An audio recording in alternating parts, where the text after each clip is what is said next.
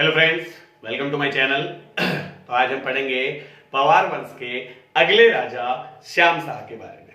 ठीक, इससे पहले हमने पढ़ा था पवार वंश के राजा 44वें राजा मान शाह के बारे में हमने डिस्कस किया था, जिन्होंने तिब्बत पर आक्रमण किया था। ठीक, इसके बाद आज हम पढ़ेंगे अगले राजा श्याम शाह के बारे में। तो पवार वंश के 45वें राजा, पवार वंश के 45वें राजा श्याम शाह, जिनका कार्यकाल या जिनका शासन 1611 से 1630 तक रहा। ठीक, 45वें राजा हैं गढ़वाल के श्याम शाह। श्याम शाह को पंडित मेधाकर शर्मा और कवि देवराय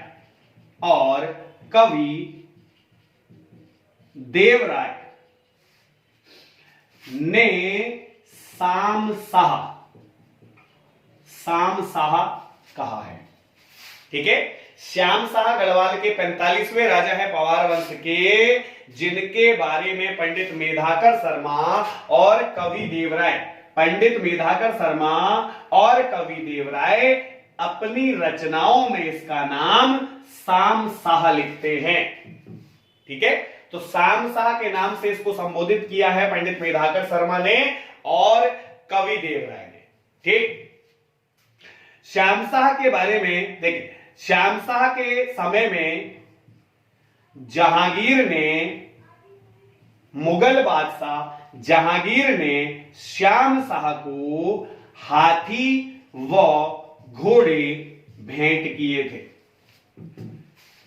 मुगल बादशाह जहांगीर ने श्याम शाह को हाथी व घोड़े भेंट के रूप में, उपहार के रूप में इसको प्रदान किए थे। ठीक है, और श्याम शाह ने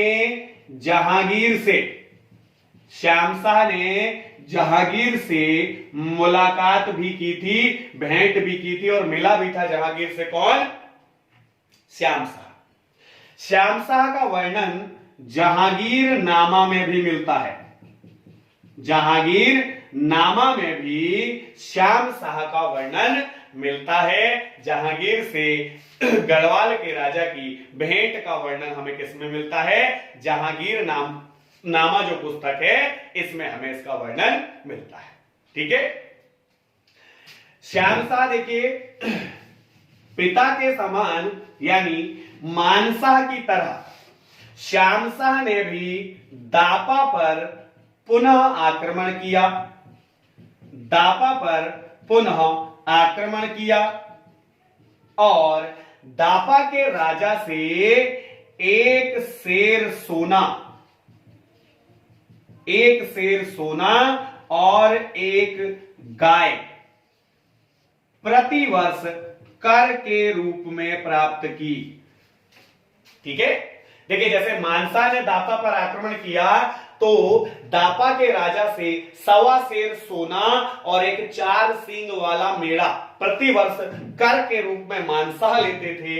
उसी प्रकार दापा पर पुनः आक्रमण किया श्याम शाह ने और 1 शेर सोना और एक गाय दापा से कर के रूप में प्रतिवर्ष प्राप्त की है। ठीक है, श्याम शाह के राजगुरु शंकर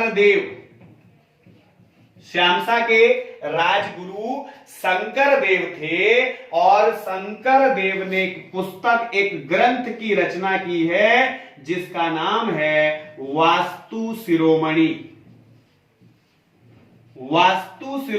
ग्रंथ किसने लिखा है? श्याम शाह के राजगुरु शंकर देव ने इस समय वास्तु शिरोमणि नामक ग्रंथ की रचना की है। ठीक है, पवार राजा श्याम शाह के राजगुरु हैं शंकर देव। क्लियर? इसके अतिरिक्त श्याम शाह ने श्रीनगर में श्याम शाही बाग लगवाए, बगीचे भी लगवाए थे। किसने? श्याम शाह ने श्रीनगर के अंदर श्याम शाही बाग भी लगवाए थे। ठीक है, देखिए श्यामशाह के समय में 1625 में, श्यामशाह के समय में 1625 में केशोराय मठ, गढ़वाल में केशोराय मठ की स्थापना हुई। केशोराय मठ की स्थापना 1625 श्यामशाह के समय में हुई, लेकिन इस मठ की स्थापना की है महीपति शाह ने। किसने की है? महीपति शाह ने की है। महीपति शाह श्याम शाह के चाचा हैं। महीपति शाह कौन है? श्याम शाह के चाचा हैं महीपति शाह। और महीपति शाह ने 1625 में श्याम शाह के कार्यकाल में केशोराय मठ की स्थापना श्रीनगर गढ़वाल में की है। ठीक है। इसके अतिरिक्त जब श्याम शाह की मृत्यु हुई, यानी 1630 में श्याम शाह की मृत्यु पर उसकी 60 रानियां सती हुई थी। 60 रानियां सती। ठीक है। सती प्रथा जिसका उद्भव उत्तर वैदिक काल में हुआ था, और सती प्रथा के अनुसार पति की मृत्यु पर पत्नी को भी उसके साथ या उसी की साथ में जिंदा जला दिया जाता था या दफना दिया जाता था। ठीक है। तो इसे सती प्रथा जो थी, श्यामशाह की मृत्यु पर उसकी 60 रानियां उसके साथ सती हुई थी, जिससे गढ़वाल में सती प्रथा के प्रचलन के प्रमाण मिलते हैं। यानी इस बात से यह प्रमाणित होता है कि इस समय गढ़वाल में सती प्रथा का प्रचलन था, जब श्यामशाह की मृत्यु पर उसकी 60 रानियां उसके साथ सती हुई थी। ठीक है। और श्यामशाह की मृत्यु पर रामायण प्रदीप में पंडित मेधाकर शर्मा लिखते हैं कि श्यामशाह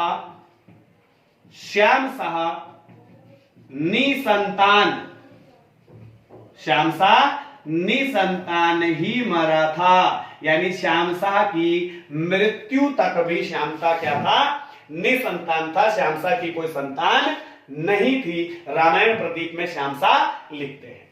और इसीलिए श्यामशाह की मृत्यु के बाद गढ़वाल के अगले राजा महीपत शाह बनते हैं। गढ़वाल के अगले राजा कौन बनते हैं? महीपत शाह। ऊपर हमने डिस्कस किया था, महीपत शाह श्यामशाह के चाचा हैं। तो श्यामशाह की मृत्यु के बाद उसके चाचा राजा बनते हैं महीपति शाह, जो कि सबसे अधिक उम्र में राजा बनने वाले व्यक्ति हैं गढ़वाल के अंदर, पवार वंश के अंदर। ठीक है। नेक्स्ट क्लास में डिस्कस करेंगे महीपत शाह के बारे में।